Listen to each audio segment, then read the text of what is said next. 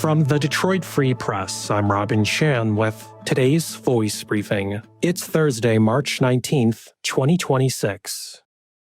I'm Paul Egan reporting for the Detroit Free Press. Vice President J.D. Vance expressed support for the Congregation of Temple Israel in West Bloomfield Wednesday when he visited a manufacturing facility in nearby Auburn Hills. Vance said that when any member of the American community gets attacked, all Americans must stand up and denounce such actions. When something happens to any member of our American family, and this particular incident happened to Jewish members of our American family, it is something that all of us have to stand up and say, it's disgusting, it's unacceptable, and we're not going to tolerate the United States of America.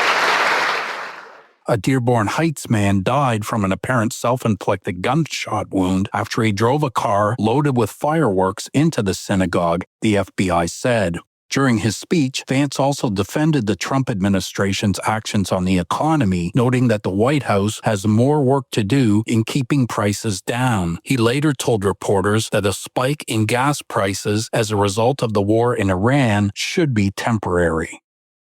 I'm Frank Witzel with the Detroit Free Press. Michigan gasoline prices, which averaged $3.60 a gallon for regular unleaded, were the talk of Sunday's political news shows and the theme of the opening comedy sketch of Saturday Night Live. It probably will be office water cooler talk this week, too. Gas prices have remained high despite efforts by the Trump administration. Oil was trading at about $100 a barrel, skyrocketing as shipping lanes through the Strait of Hormuz have been essentially shut down. The International Energy Agency has described the crude oil disruptions in the Mideast as the largest supply disruption in the history of global oil market. The Paris-based organization failed to calm markets by releasing 400 million barrels from the reserves. As of Monday, gas prices were still up 20% in Michigan since the start of the U.S. airstrikes on Iran. Nationally, gasoline prices are up more than 25% at $3.72 a gallon, according to AAA. The highest gas price averages in the state on Sunday were Ann Arbor, Metro Detroit, and Jackson. The lowest area averages were in Traverse City, Marquette, and Benton Harbor. In California, the state with the highest average gas was $5.53 a gallon. Households, however, are already feeling the pinch of high gas prices.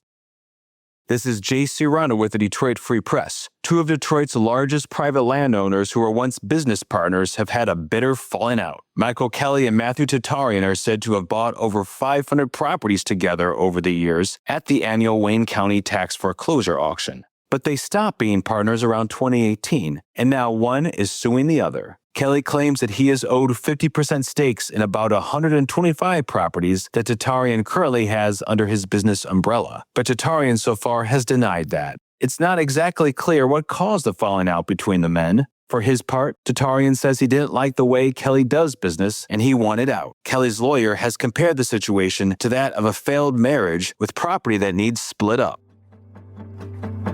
Find more from the Detroit Free Press on Freep.com. That's FREEP.com. Thank you for listening, and you'll hear more from us tomorrow.